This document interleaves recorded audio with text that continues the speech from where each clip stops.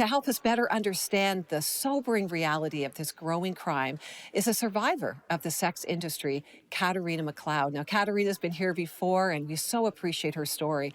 After she had been trapped in the sex trade industry for over 15 years, she founded Rising Angels, yay God, which seeks to educate the public and provide support for women affected by commercial sexual exploitation. Well, welcome back to 700 Club Canada, Katarina. It's great to have you with us again.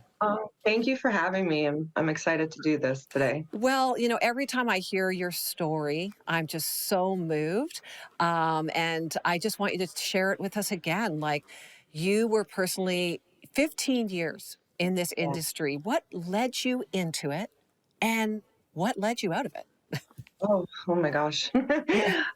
I'll give you the compounded part of it, but I had been exposed early as a young girl to the church. My father was a Sunday school teacher, and unfortunately, sexual abuse started happening at home by my father and a couple other men.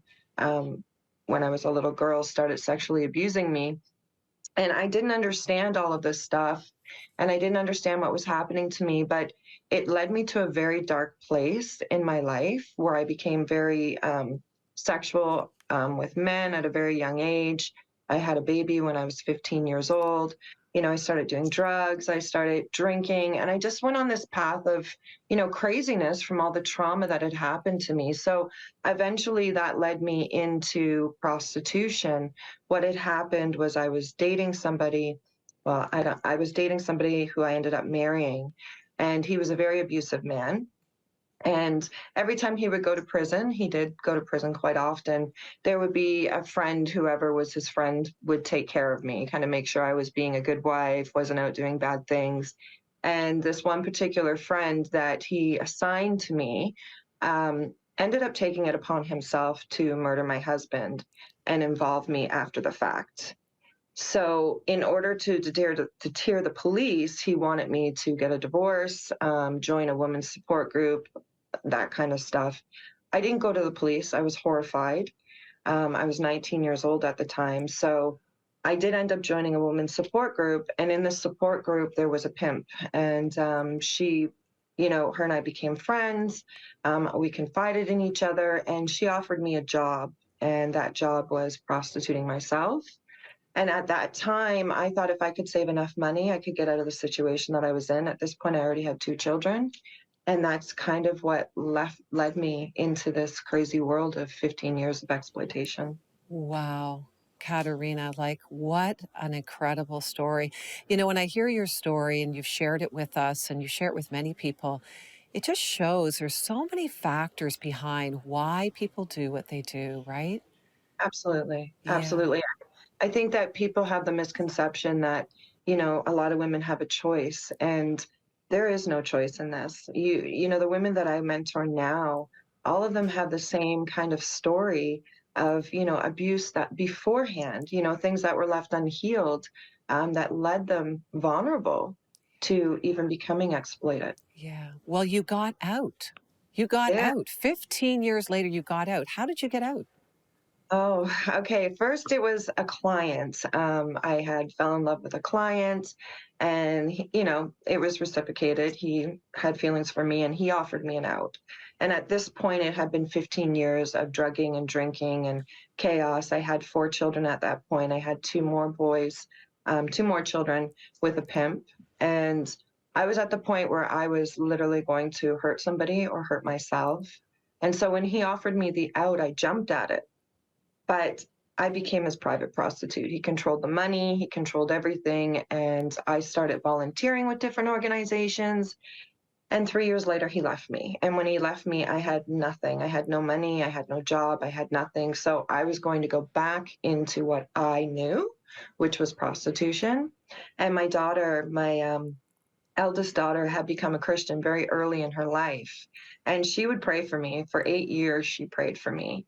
And I called her and I said, this is what I'm going to have to do. And she was just destroyed. And she had youth leaders, and she reached out to them, and they offered to pay first and last month's rent for me. And at that moment, I wanted nothing to do with crazy Jesus people. And Yeah. use the money, but then I eventually took it, and that led to me getting out, to the people who gave me the money. They've become my spiritual parents, my mentors. They've just Amazing. helped me. Yeah. You know what? It's such a profound story. Deidre, your daughter's been on our show. She Yes. has a beautiful story. And here you are, not only redeemed, I mean, what was lost, God has redeemed in so many ways. You founded Rising Angels. Like Yes. this broken woman is now leading so many people across our nation. Tell us why you started this organization and what's its mission. I started it because when I got out, there was no help. I didn't know who to go to, who to talk to, where to turn to. So when I finally was able to escape, I wanted to scream from the mountaintops the truth behind what happens to somebody who has been exploited, whether that be prostitution or human trafficking. So that was my mission, was to just tell everybody the truth, speak my story. And Rising Angels exists for that purpose, but also to walk alongside of women who've gone through the same things that I've gone through. We offer education, we do training to front lines so that they can understand somebody's mental health who goes through this, right? A lot of people think, oh, you get out and you're going to be good. There's a lot of PTSD, there's a lot of trauma, a lot of things that these girls have to work through. So I wanted to create something for them to have the support that I didn't have. The pandemic really affected a lot of people that are trapped in this industry. What have you seen the effect on women that are working in the industry just as a response to the pandemic? I've seen a lot of actual different things happen. I've seen some of the women that we actually have been mentoring fall back into it.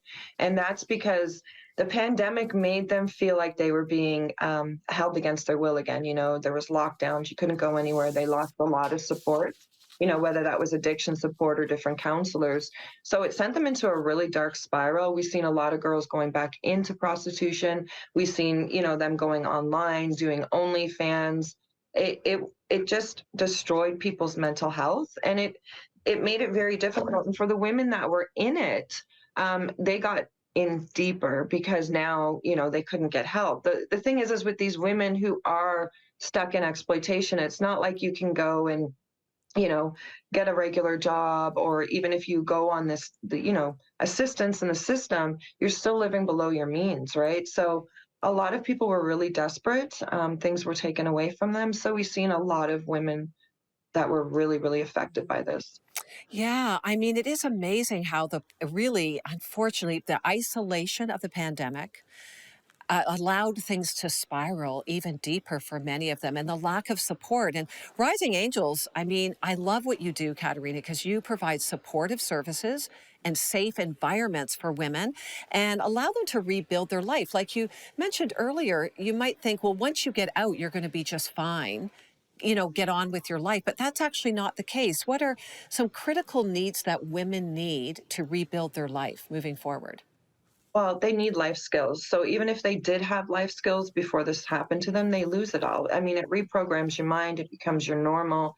There's PTSD. We see women who have all kinds of mental disorders.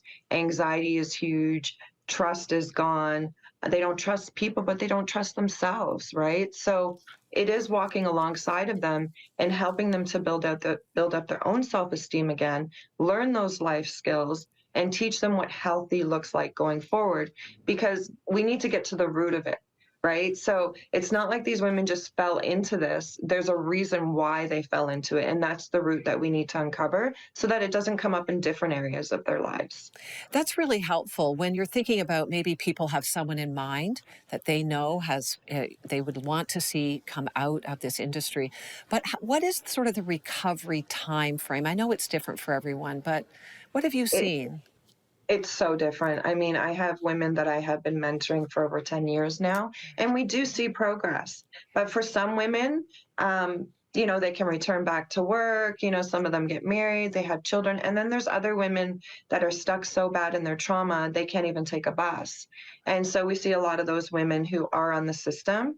And it's just, there's so much damage. And I think it really depends on what's happened prior to them, falling victim to this, Yes.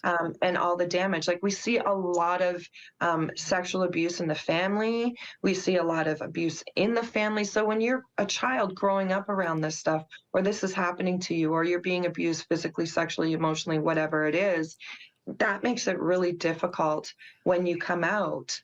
Because now, I always say it to people, we're in survival mode. And, we just, one bad thing happens, we go to the next, we go to the next, we go to the next, we learn to tuck it away. And now when we get freedom, we have to rip that bandage off and do it all again. And that's really, really difficult to do. And Mm. it's a lot to ask of these women. So it's baby steps. There is no time limit. Right. Absolutely. Right.